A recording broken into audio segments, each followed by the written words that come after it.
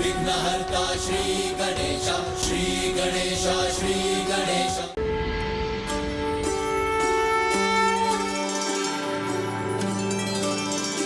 अपने राज्य की समृद्धि से और प्रजा के सुख से ही एक राजा को भी सुख की अनुभूति होती है। आपके राज्य की संपन्नता का श्रेय तो आपका ही है स्वामी। सहस्त्रों वर्षों से इतनी तन्मयता, कुशलता और धर्म परायणता से राजकाज के दायित्व का निर्वाह जो कर रहे हैं आप।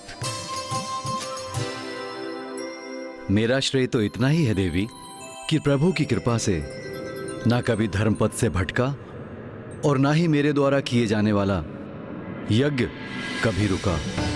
और मुझे विश्वास है नाथ, आप सदा इसी प्रकार धर्म का पालन करते रहेंगे और कभी भी भ्रमित होकर धर्म से विमुख नहीं होंगे।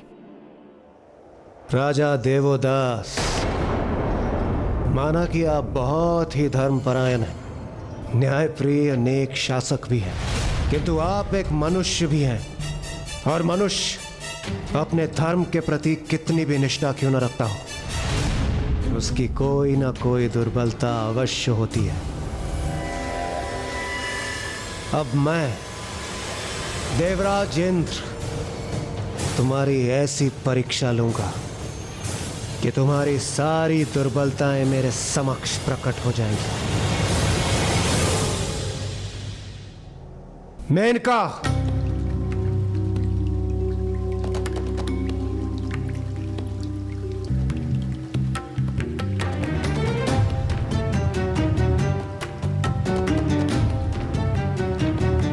मेनका, मेनका, मेनका।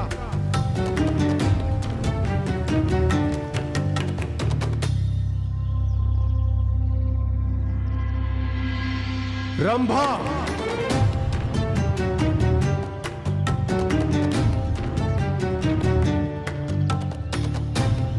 रंभा, रंभा, रंभा। प्रणाम देवराज।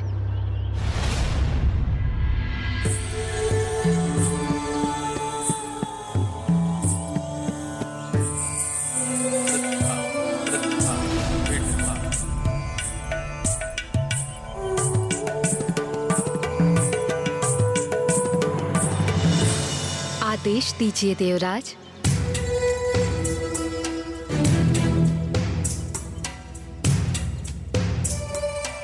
मैंने आप दोनों को यहाँ एक महत्वपूर्ण कार्य सौंपने के लिए बुलाया है।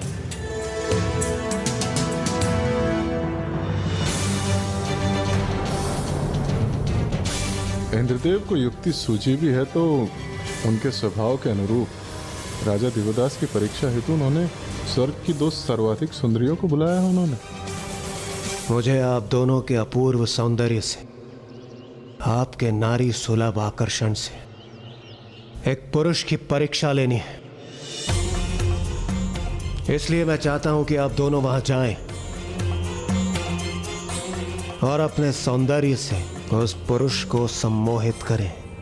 बस इतना ही कार्य है इंद्रदेव, ये तो हम चुटकियों में कर देंगे। यह कार्य इतना सरल नहीं है। आप दोनों का सौंदर्य अपूर्व अवश्य, किंतु काशी नरेश देवोदास कोई साधारण मनुष्य नहीं।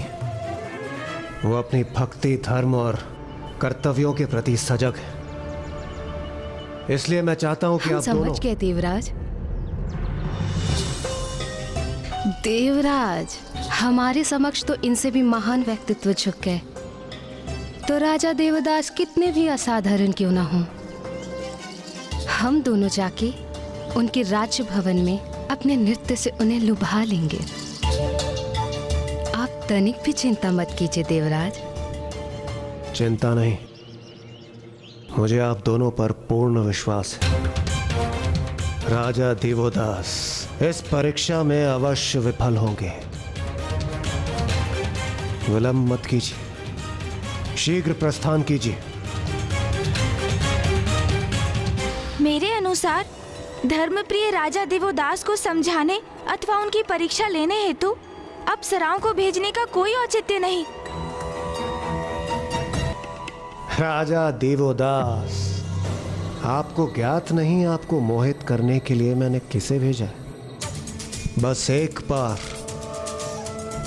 बार आप इनके सौंदर्य के आकर्षण से तनिक भी सम्मोहित हुए, उसके बाद आप अपने धर्म से विमुख होकर अपने राज्य पर से अपना नियंत्रण खो बैठेंगे और फिर काशी में केवल अव्यवस्था का ही वातावरण होगा। अपने राज्य में सुव्यवस्था स्थापित करने हेतु आप महादेव को पुनः काशी लौटने के लिए अनुरोध करने पर विवश हो जाएंगे। महाराज की जय हो। महाराज कोई अतिथि आपसे भेंट करने के इच्छुक है महाराज।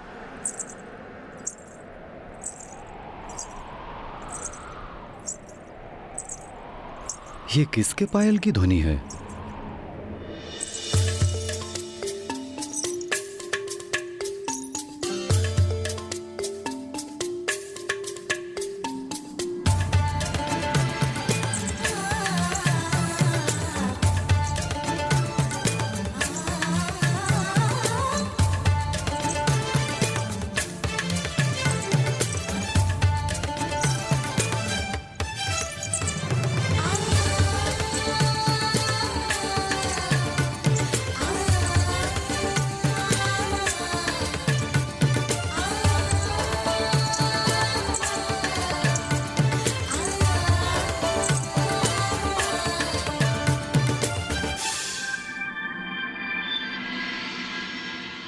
अरे अरे, प्रणाम महाराज देवोदास।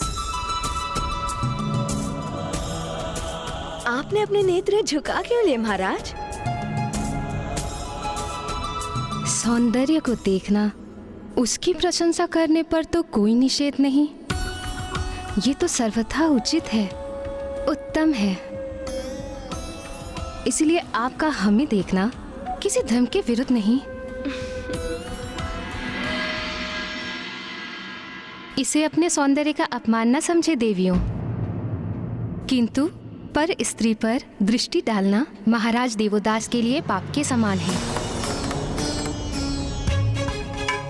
कितनी उमंग से आई थी हम यहाँ महाराज देवोदास से विमर्श करने, किंतु यदि वो हमें देखेंगे ही नहीं तो हम उनसे वार्तालाप कैसे करेंगे?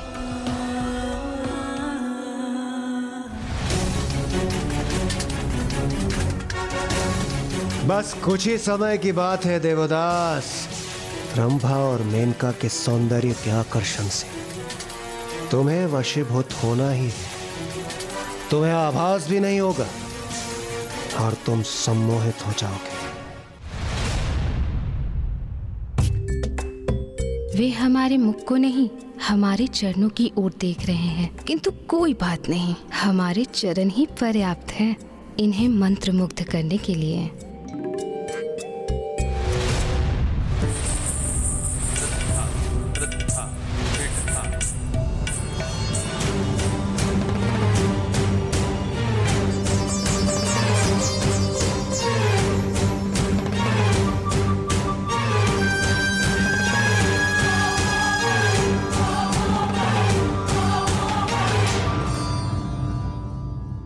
आज तक कोई भी हमारी सुंदरता से बच नहीं पाया है। मुझे ज्ञात था राजा देवोदास भी स्वयं को रोक नहीं पाएंगे।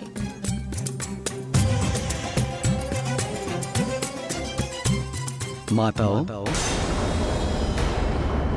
मैं आपकी किस प्रकार सहायता कर सकता हूँ?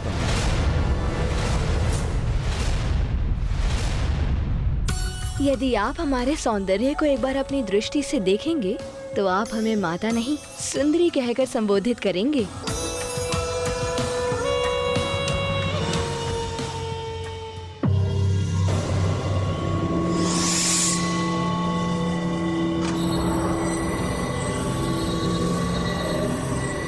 पर्याप्त समय बीत चुका है। अब तक तो मेनका और रंभा राजभवन में प्रवेश कर चुकी होंगी और राजा देवोदास का ध्यान अपनी ओर आकर्षित कर ही लिया होगा।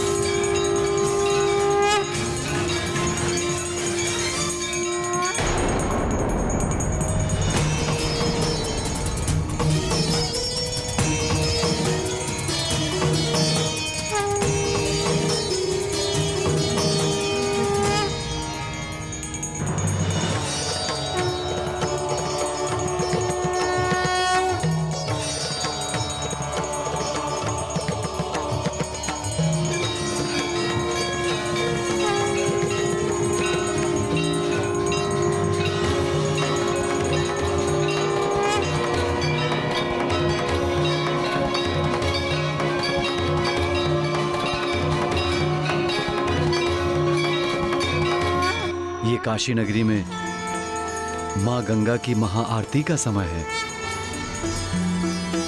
ये वो समय है जब संपूर्ण काशी नगरी भक्ति भाव से ओतप्रोत हो जाती है। क्या इसका सौंदर्य सबसे अनूठा नहीं, सबसे अद्भुत नहीं?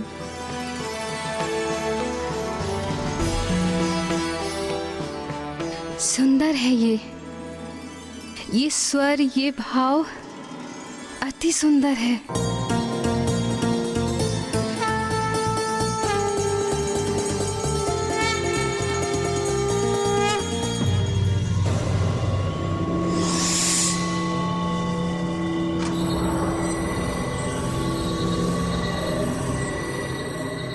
यहाँ खड़े प्रतीक्षा करने से मुझे कुछ भी ज्ञात नहीं होगा।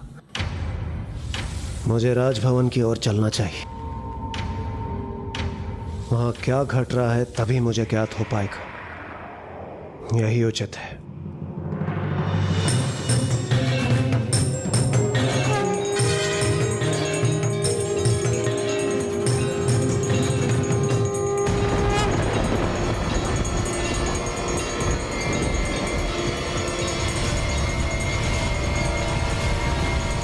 ये मेनका और रंभा तो यहाँ इन ऋषियों के साथ आरती करने लगी। यही तो काशी की महिमा है। वो सभी के हृदय में भक्ति जागृत कर देती है। आप सर्वथा उचित कह रहे हैं गणेश जी, किंतु अब इंद्रदेव के परीक्षा रूपी योजना का क्या होगा?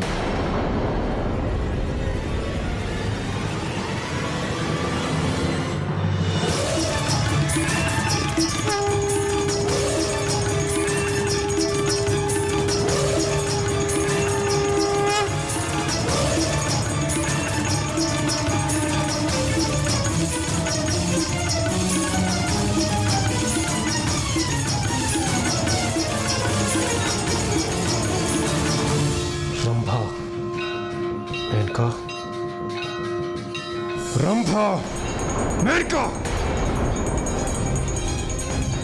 मैंने तुम दोनों को यहाँ एक विशेष उद्देश्य से भेजा था। राजा देवदास की परीक्षा लेने के स्थान पर ये तुम दोनों यहाँ कर क्या रही हो? हम वही कर रहे हैं देवराज, जो स्वयं आपको करना चाहिए था। काशी जैसे पावन स्थान पर आकर प्रार्थना में लीन होना चाहिए, ना कि किसी व्यर्थ की परीक्षा में। आपको लज्जा आनी चाहिए देवराज।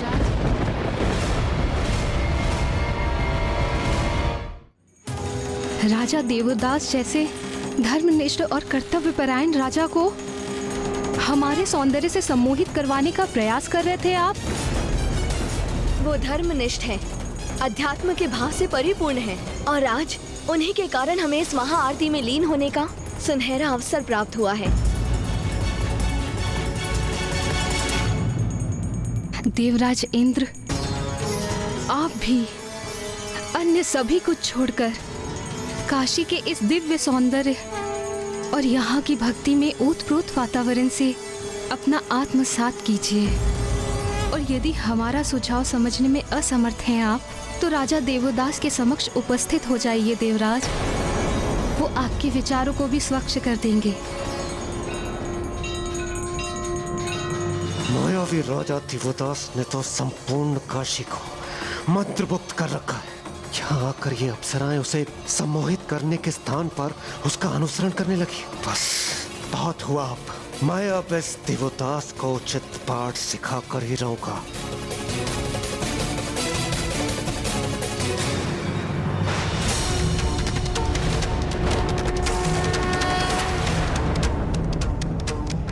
नहीं, ये इंद्रदेव करने क्या जा रहे हैं?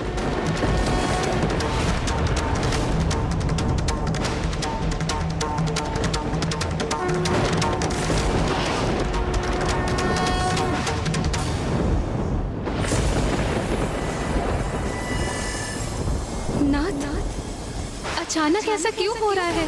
प्रकृति जैसे रुष्ट हो गई हो। वातावरण में ऐसा अचानक बदलाव क्यों हो रहा है? ऐसा प्रतीत होता है जैसे ये कोई भावी संकट का संदेश है। कुछ अप्रिय घटित होने वाला है।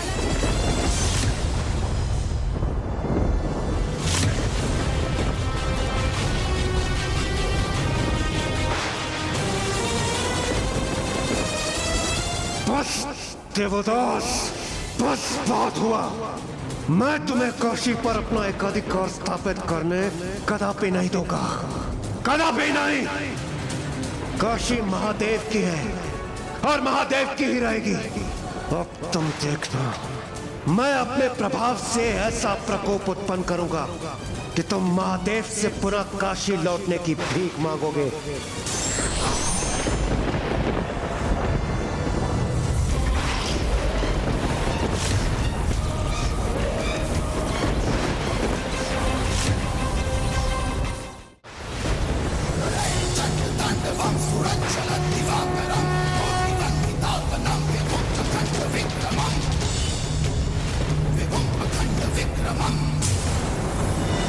ये इंद्रदेव क्या कर रहे हैं?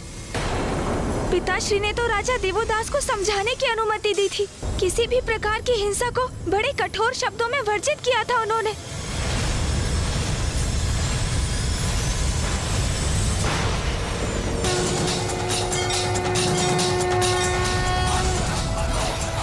ऐसा विस्फोट उत्पन्न करूंगा कि तुम्हारा ये राजपाट, तुम्हारा ये स्थान काशी से विलक होकर कहीं दूर चला जाएगा। मुझे वहां जाकर इंद्रदेव को रोकना चाहिए।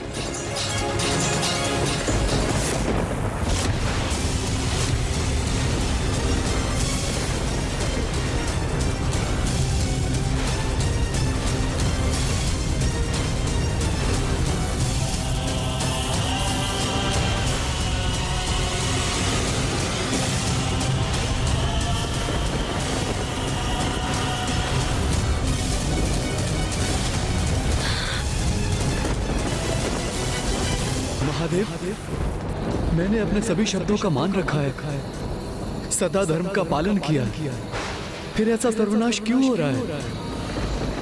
मुझ पर कृपा कीजिए महादेव, कृपा कीजिए, मेरी सहायता कीजिए महादेव, सहायता कीजिए, मेरी सहायता कीजिए महादेव, सहायता कीजिए।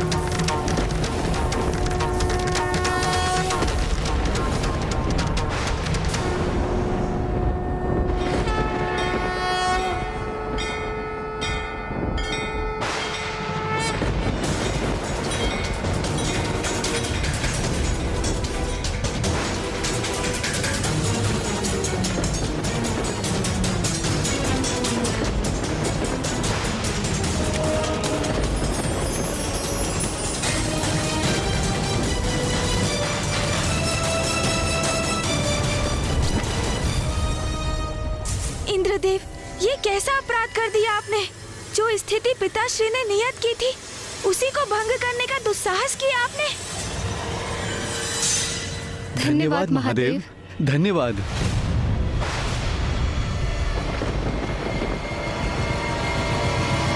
इंद्रदेव, इंद्रदेव,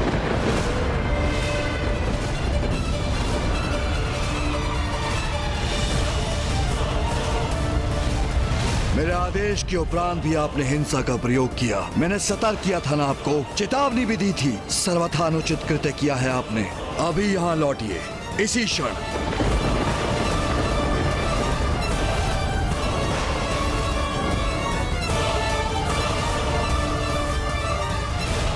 ये क्या अनर्थ कर दिया आपने देवराज? पिताश्री ने आपके लिए जो उपबंध तय किया था, आपने उसी को भंग कर दिया। अब ज्ञात नहीं पिताश्री के कोप से कौन रक्षित कर पाएगा आपको।